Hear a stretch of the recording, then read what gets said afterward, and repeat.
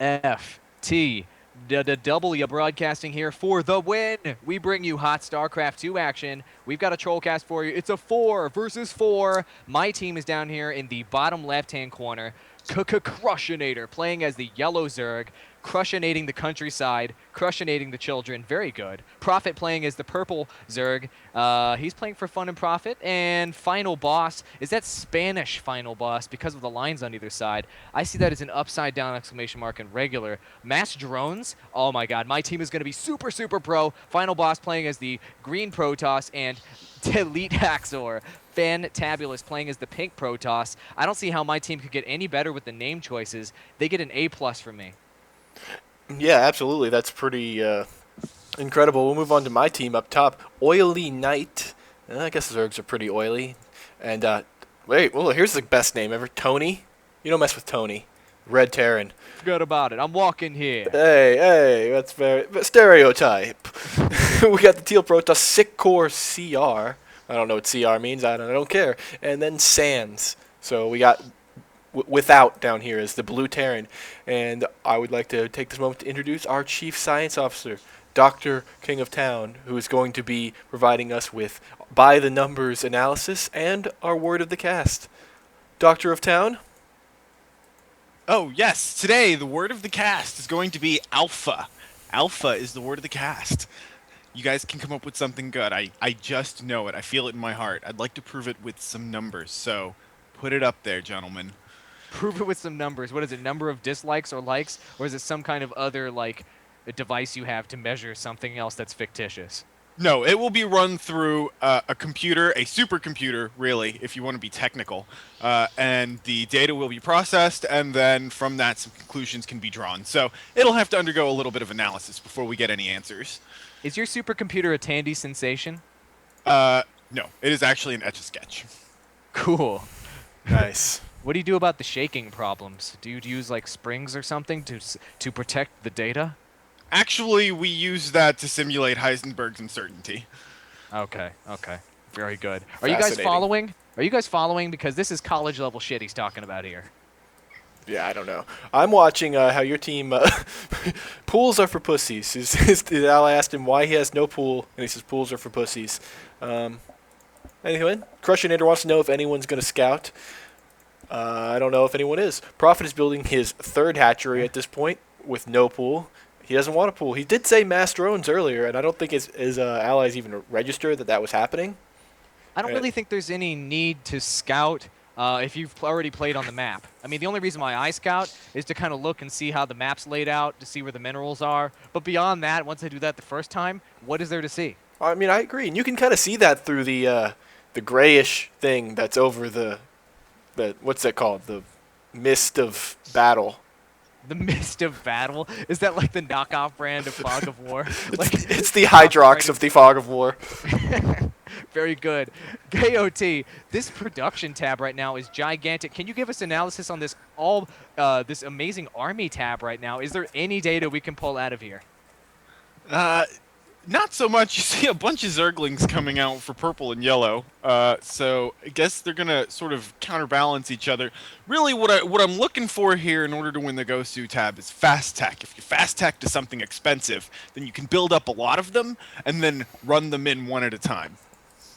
Yeah, but is that, I don't know. I mean, there's all kinds of different ways to win the Gosu tab, and we have given honorary Gosu tabs for extreme newage. It looks like Prophet's expansion here is not going to be profitable at all, as he has not mined a single dime out of there. This drone is like, I've got to get some cash. I've got to do it for the boss, and that drone is going to eat it right before he's able to cash in on that. And these speedlings are paying off early game, but you don't win the Gosu tab early in the game.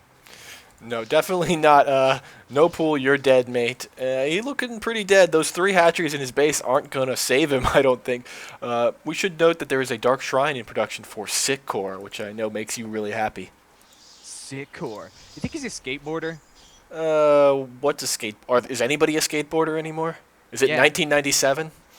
Skateboarding's cool, man. It's cooler now than it ever has been. I'm not so sure about that. Yeah, probably not. Is Tony Hawk still around? He's got kids, right? I don't know. Maybe. His last game sucked. Did it? I never played anything beyond the first one on N64. We're seeing triple hatch here from Prophet make that quad hatch in his bait. So it looks like he was going for mass. I don't know what yet. He said mass drones earlier. It looks like he's still going to go with that strategy. Yeah, I guess so. I don't know what to tell you about that. He said mass drones. He might want to just stick with the mass drones. He's rebuilding one of his hatcheries. Here comes Matt. Sands is sending over his stream of Marines. It looks like my team is playing for real while your team is not. No, I don't believe. Are there numbers to back that up, KOT? I'm looking at the APM tab right now, and I see some zeros here. Is it possible to draw any conclusions when you have literally no data? Well, not only is data important in drawing conclusions, or at least helping you make some up, it's also difficult to tell this early in the game what any of this is going to mean. I mean, okay, yeah, so what? Sands has 130 APM. That's, as much as any 2 or 3 of his opponents and or allies. That doesn't mean anything. DT's being dropped down here in the high ground. You don't mean anything at all. I don't even know if you're a real Dr. KOT, but these DTs are going to get in here and rip everything up as they're starting to take out Crushinator's stuff. And if these DTs start concentrating on this hatchery, it'll go down in no time. Yep, but they're not. They're concentrating on single Zerglings and the Queen. I guess eventually they'll concentrate on the hatchling.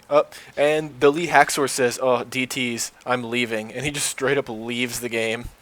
DD. I like how Prophet was calling for the DD to try to lag people up. Did that ever actually work? Because I remember spamming a lot, I felt like it worked in Warcraft 3. I think it might have worked like in Warcraft 2, like back when people were on dial-up and stuff.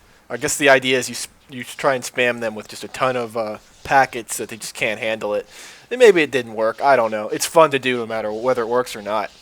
Actually, you know what this calls for? I believe there might be some science behind it. King of Town? Well, I believe in the early days when you were using dial-ups and, gross things like AOL to play these games, you would potentially be able to set up a macro and then basically spamming any letter, number, whatever, over and over again would act as sort of a primitive DDoS-style attack on your opponent and also your allies and now, pretty much anybody in the game. Is the letter you use important? Because everyone seems to use D. Does that matter? Tony's dropping units in the top left. Oh, there's a game going on? Whatever. Yeah, Tony's tearing stuff up. Anyway, I'm sorry. Go on, KOT. I don't know. I lost my train of thought. Well, whatever. We see Tony. He's taking out the lead. He's attacking the guy who left the game, so good thought there. But meanwhile, his allies are just tearing up Prophet's mass drones and mass hatcheries, so no luck there. Really, it looks like only final boss is left, and that's good. I like to see that the final boss is the last opponent. Well, do you think he'll have lots of extra HP or some kind of sheep super move? He's at least going to have 3 different forms. I see some photon cannons ripping up Marines hardcore right now, and photon cannons are not going to win, though, if these pylons get taken out. Actually, decent focusing here from Sands. And KOT, I know in order to come on this cast, you said that we had to plug your university. So tell us a little about the university and how much tuition costs. Well, basically, we are launching a brand new cooperative, the KOT FTW Academy of Learning and Science. So we are currently looking for volunteers, mostly research subjects. You will have to sign some kind of liability release form. Don't worry about it. Typical stuff. Currently, we are only accepting limited applicants. Nobody should really apply as a student because all those positions are filled. It's a very elite university, so... Good to know. I think we need to get Prophet in on this, because look at all of these hatcheries he's building around the map. Mass hatch. Oh my gosh, he's really going to go mass drones all over the place. And looks like he's just settling in for the good old-fashioned base race. And I like what he's doing. It'll take at least 10 extra minutes to take all of those down, so great work. Yeah, and maybe he's just looking to annoy his opponents into leaving, which is a valid strategy, as we all know. It is a valid strategy. I've left many times when Terran players have gone to the island, and I just didn't feel like beating them. I just QQ'd after calling them some racial slurs. That is how you play BattleNet. Yeah, no problem. Final boss looks like he's easily getting torn up right now, and looks like Prophet is all that's left, and he does have 2,300 minerals, which means that he can build 48 drones, and 48 drones could take out the entire map.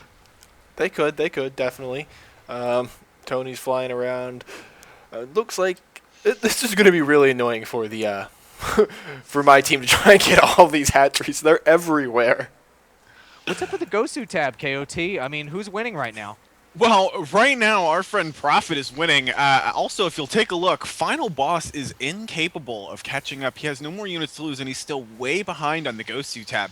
It looks like, no matter what happens, Prophet has cinched this game tight. There is mathematically no way that anybody can overtake him in the Gosu tab, and in fact, right now, his lead is going to increase geometrically. Geometrically. Wow. How did you do that? By triangulating the position of 3 hatcheries or greater? No, I told you, supercomputer. Oh, supercomputer. Crap. Is it better than that one Watson that won Jeopardy? Yeah, Watson is clown compared to our supercomputer. Is it really? Oh, yeah. Is it, what kind of processors are you using? Are you an Intel man? No, I can't tell you. They're custom made. Russian hardware. Very difficult to get a hold of. Russian hardware? I don't trust yeah. Russian hardware as far as I can throw it, sir. Well, you don't know any good Russian hardwareists. What's a hardwareist? A person who specializes in Russian hardware. Wow. Oh, I That see. sounds like a rock-solid story that couldn't possibly be a lie. So would the appropriate joke be that in Soviet Russia, hardware rushes you? No, I don't think the verb quite works, but none of my doctorates are in English, so I really can't be specific. Oh, you have multiple doctorates? Oh, yes, I'm a doctor of doctorology, which, as we know, is sort of an umbrella field consuming all of the sciences. Wow. How about moneyology? I knew you were going for at least a bachelor in that. Well, basic economics is covered in doctorology. I would not call myself an expert, but I'm definitely well learned in the field. Okay. Could you let us know numerically what point we have to reach in order to get that fabled economic victory? We've been chasing that mystery for like 50 Trollcasts and haven't been able to get it yet. Well, unfortunately, it seems as though as your economic value increases, the distance to the economic victory approaches infinity. So, theoretically, it is impossible to achieve. I don't want to hear that. That's garbage. No, You're done. AWOL, do the outro. We've seen it happen before. So what was the word of the cast one more time? Alpha. Alpha is the word of the cast, my friends. Alpha. Okay, funniest comment with Alpha. Put it down below. If you get the most thumbs up and or fit whatever equation KOT determines, you will win the entire internet, which is worth no money, and we will not give you any money. And so thank you so much for watching this cast, ladies and gentlemen. Click up in the top left to check out the previous episode. Top right for the next episode. Center of the heart, as always, is to subscribe to our channel. As you can see from our casting this game, we are dead serious about Starcraft 2. So clicking in the center of that heart will learn you the best strategies on the entire interwebs. There is a link to our playlist down there in the bottom right-hand corner, that green link. And most importantly is our sponsor, who is just an FTW broadcasting fan. There's a link in the video description below, mensclothing.org. Click on that. There's actually a dude on the main page who looks just like me. Is that me? Let me know in the comments below, because it is me. It is me. I will confirm that. And thanks for watching, everybody, and I'll see you in our next cast. Oh, wait a minute. Did we determine who won the Gosu tab? Oh, Yes. Prophet. Yeah, remember he couldn't lose. Oh, yeah, he couldn't lose, etc. Maybe if Prophet you spent wins. maybe you spent more time paying attention and less time pretending to be models on some website. Whatever, dude. I'm a real model. I'm making lots of cash. Ferrari, Blue Steel, all that crap. All right, we're done now. Bye, Bye. guys.